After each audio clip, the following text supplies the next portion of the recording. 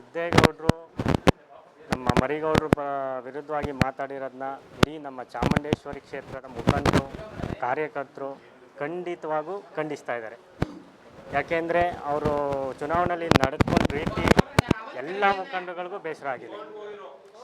ಅವರು ಚುನಾವಣೆಗೆ ಇನ್ನು 15 ದಿವಸ ಅಂತ ಮರಿಗೌಡರು ಮನೇಲಿ ಬಂದು ಕೂತ್ಕೊಂಡು ಒಂದು ಮಾತು ಹೇಳಿದರು.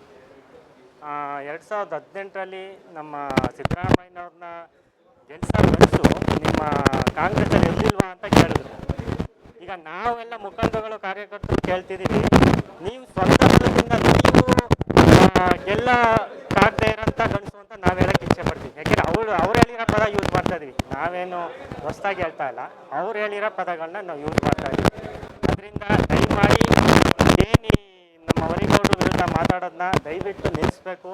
ಅವರು ನಿಷ್ಠಾವಂತರಾಗಿ ಪ್ರಾಮಾಣಿಕವಾಗಿ 40 ವರ್ಷದಿಂದ ಸಿದ್ದರಾಮಯ್ಯನವ್ರ ಜೊತೆ ಸಕ್ರಿಯವಾಗಿ ರಾಜಕೀಯವಾಗಿ ಎಲ್ಲ ಮುಖಂಡರುಗಳು ಆ ಕಾರ್ಯಕರ್ತರುಗಳನ್ನ ಒಂದುಗೂಡಿಸ್ಕೊಂಡು ಒಂದು ರಾಜಕೀಯದಲ್ಲಿ ಬೆಳೆದು ಬಂದಂಥ ವ್ಯಕ್ತಿ.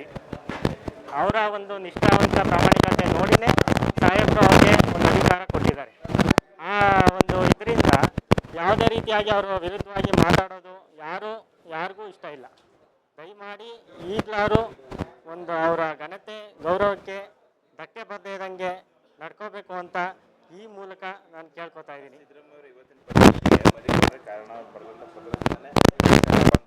ಇಲ್ಲ, ಅದು ಸತ್ಯಕ್ಕೆ ದೂರವಾದ ಮಾತು. ಯಾವುದೇ ಕಾರಣಕ್ಕೂ ಸಿದ್ದರಾಮಯ್ಯನವರ ಈಗಿನ ಒಂದು ಪರಿಸ್ಥಿತಿಗೂ ನಮ್ಮ ಮೂಡ ಅಧ್ಯಕ್ಷರಾದ ಮರಿಗೌಡರಿಗೂ ಯಾವುದೇ ರೀತಿಯ ಸಂಬಂಧ ಇಲ್ಲ. ಅದು ನಡೆದಿರೋಂಥದ್ದು 2021ರಲ್ಲಿ. ನಮ್ಮ ಮರಿಗೌಡರು ಮೂಡ ಅಧ್ಯಕ್ಷರಾಗಿರೋದು 1/3/2024 ಮಾರ್ಚಿಂದ.